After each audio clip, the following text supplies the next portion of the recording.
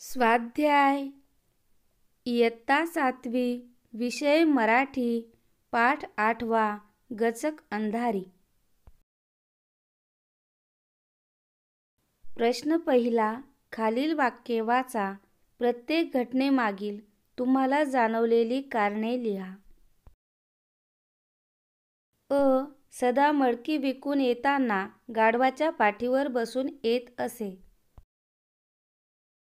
सदा गाढवाच्या पाठीवर मडकी लादून ती विकायला शेजारच्या गावी जात असे। जी मडकी शिल्लक राहत ती ओळखीच्या माणसाच्या घरी ठेवत असे, त्यामुळे घरी येताना गाढवाची पाठ रिकामी राहायची, म्हणून सदा मडकी विकून येताना गाढवाच्या पाठीवर बसून येत असे। गजाने वडिलांसोबत जाण्याचे नाकारले। सदाने वाघ आणि सिंहाला एका घासात खाणाऱ्या गचक अंधारीची भीती गजाला दाखवल्यामुळे गजाने वडिलांसोबत जाण्याचे नाकारले। वाघ सदाच्या दुप्पट हलू लागला। सदा गाढव समजून वाघाच्या पाठीवर बसला होता, परंतु वाघाला वाटले आपल्या पाठीवर गचक अंधारी बसली आहे। जेव्हा सदाला आपण साक्षात वाघाच्या पाठीवर बसलो आहे हे कळले, तेव्हा सदाला कापरे भरले। तो थाड उडू लागला।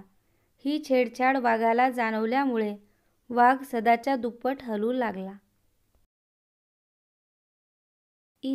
सदा आकाशाकडे पाहत करुणा भाकू लागला। आपण वाघाच्या पाठीवर बसलो हे जेव्हा सदाला कळले, तेव्हा तो खूप घाबरला। यातून सुटका करून घ्यावी म्हणून सदा आकाशाकडे पाहत करुणा भाकू लागला। प्रश्न दुसरा, खालील मुद्द्यांवर 2-3 वाक्यात माहिती लिहा।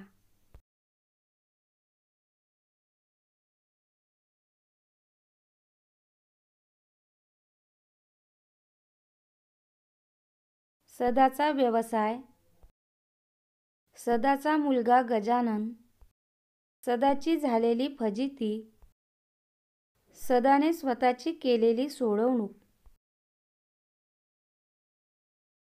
सदाचा व्यवसाय, सदाचा गाडगी मडकी बनवण्याचा व विकण्याचा व्यवसाय होता। गाढवाच्या पाठीवर मडकी लादून तो शेजारच्या गावी बाजारात जात असे। उरलेली मडकी ओळखीच्या घरी ठेवून सदा गाढवावर बसून येत असे। सदाचा मुलगा गजानन, आठवड्यातून 2-3दा आपले वडील कुठेतरी बाजारात जातात हे लहानग्या गजाननला कळू लागले। वडिलांबरोबर बाजारात जाण्यासाठी तो सारखाच हट्ट करू लागला। दरवेळी त्याची समजूत घालता घालता सदा व सखू मेटाकुटीला येत असत। सदाची झालेली फजिती, भल्या सकाळची वेळ होती, गुडूप अंधार होता। सदाला बाजारात जायचे होते। तो त्याच्या गाढवाला शोधत होता। तितक्यात त्याला अंधारात दुरूनच एक आकृती दिसली। त्याला वाटले आपले गाढवच आहे आणि तो त्यावर बसला। वाघाला वाटले गचक अंधारी आहे आणि तोही घाबरला व निमूटपणे चालू लागला। थोड्या वेळाने सकाळ झाली आणि सदाच्या लक्षात आले। सदाची घाबरगुंडी उडाली, त्याला कापरे भरले आणि तो थाड उडू लागला। त्याला दरदरून घाम फुटला, त्याच्या डोक्यापासून घामाच्या धारा ओघळू लागल्या। सदाने स्वतःची केलेली सोडवणूक, कापरे भरलेला सदा सुटकेचा काही मार्ग सापडतो का म्हणून इकडे तिकडे पाहू लागला। दूरवर त्याला वडाचे झाड दिसले।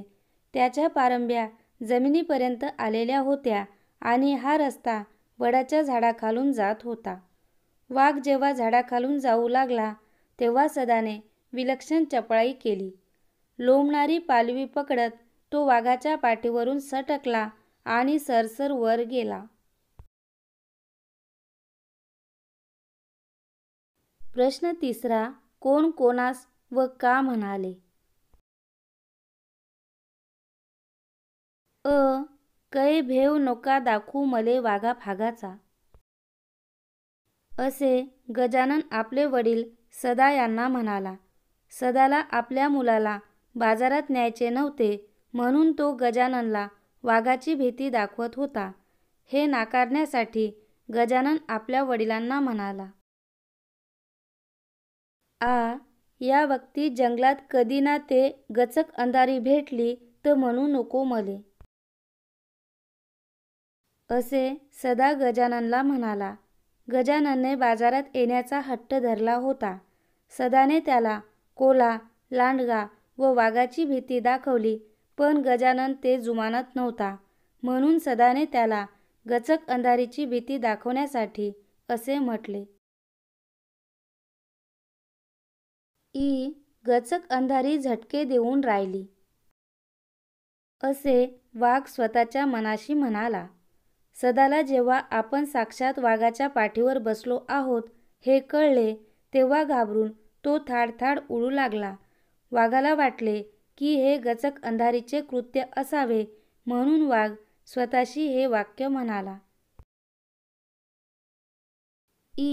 गचक अंधारी आज आपल्याले खाल्ल्या बिगर राहत नव्हती. असे वाघ स्वतःच्या मनाशी म्हणाला. पारंबीला लोंबकळून सदाने वाघापासून स्वतःची सुटका करून घेतली तेव्हा वाघाला वाटले की गचक अंधारी आपोआप गेली. म्हणून घाबरलेला वाघ असे स्वतःशी म्हणाला.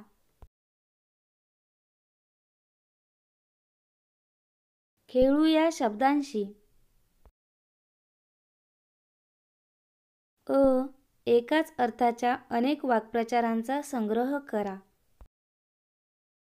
1. आश्चर्य वाटणे, नवल वाटणे, अचंबित होणे, आश्चर्यचकित होणे, अवाक होणे, स्तंभित होणे, मती गुंग होणे.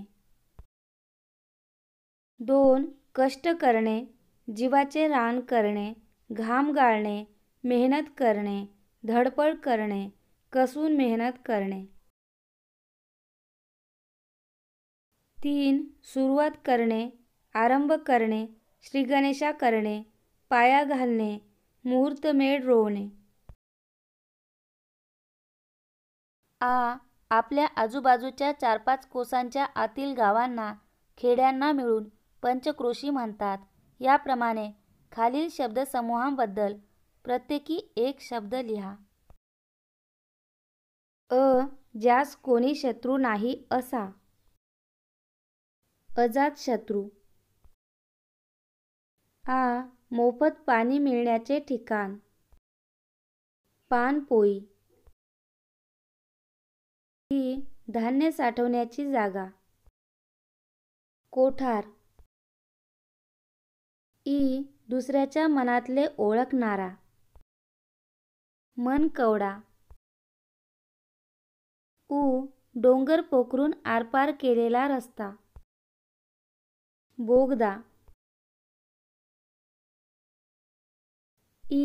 खालील चौकोनात विशेष्य व विशेषणे एकत्रित दिली आहेत त्यांच्या योग्य जोड्या लावा.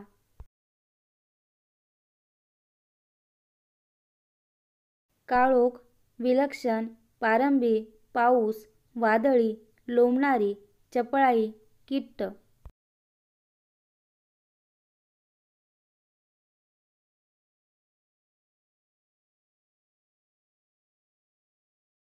विशेष्य, विशेषण.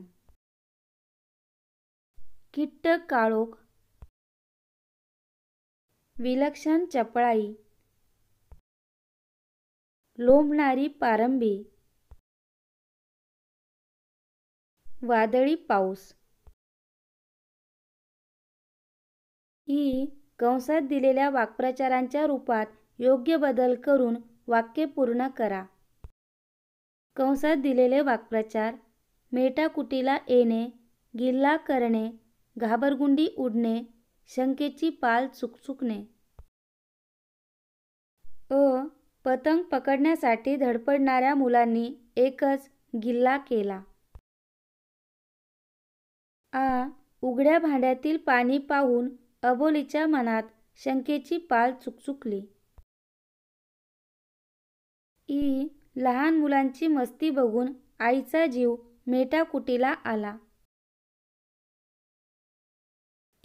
पोलिसांना बघून चोरांची घाबरगुंडी उडाली.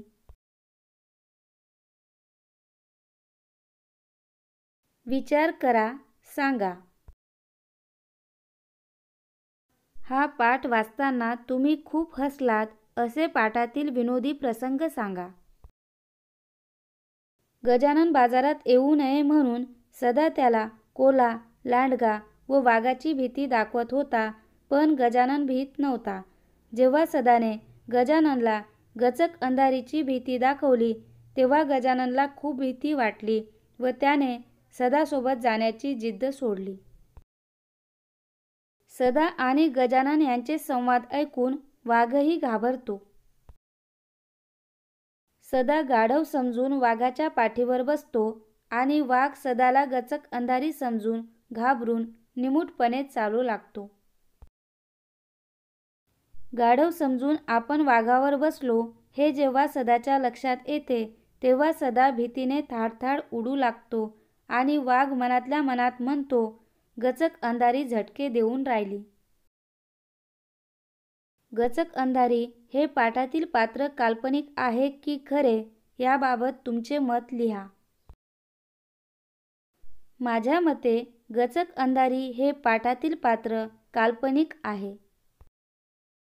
सदाचा मुलगा गजाननने सदासोबत बाजारात जाण्याचा तगादा लावला होता. सदाने गजाननला कोल्हा, लांडगा व वाघाची भीती दाखवली तरीही गजानन ऐकायला तयार नव्हता. म्हणून सदाने गचक अंधारी नावाचे काल्पनिक पात्र तयार केले जो वाघासिंहाला एकाच घासात खातो.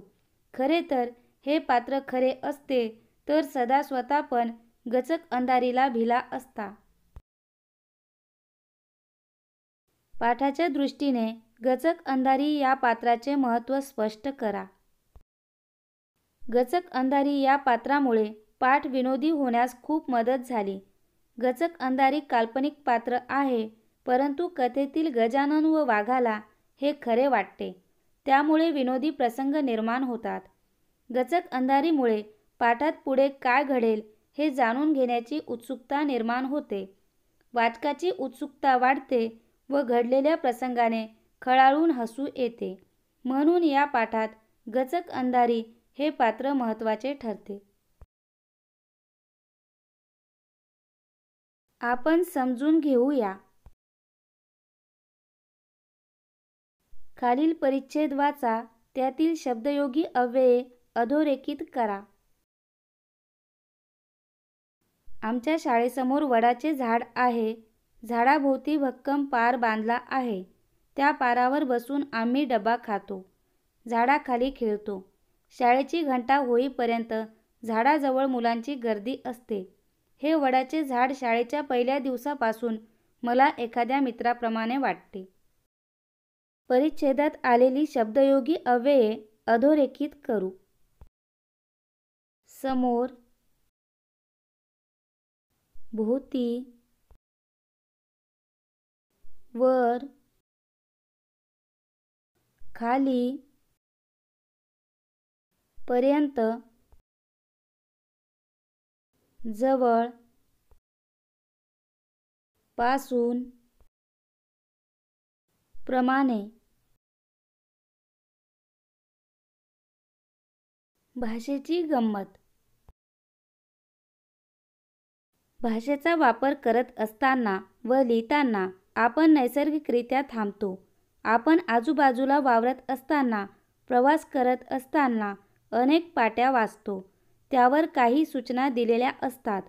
बऱ्याच वेळा काही शब्द योग्य ठिकाणी न जोडल्यास किंवा न तोडल्यास वाक्याचा अर्थ बदलून जातो व त्यातून गंमत निर्माण होते. उदाहरणार्थ, इथे वाहन लावू नये. इथे वाहन लावून ये. हिरवळीवर कचरा टाकू नये. हिरवळीवर कचरा टाकून ये. या प्रकारची तुमच्या वाचनात आलेली वाक्ये लिहा. येथे थुंकू नये. येथे थुंकून ये. येथे पाणी टाकू नये. येथे पाणी टाकून ये. येथे धूम्रपान करू नये. येथे धूम्रपान करून ये.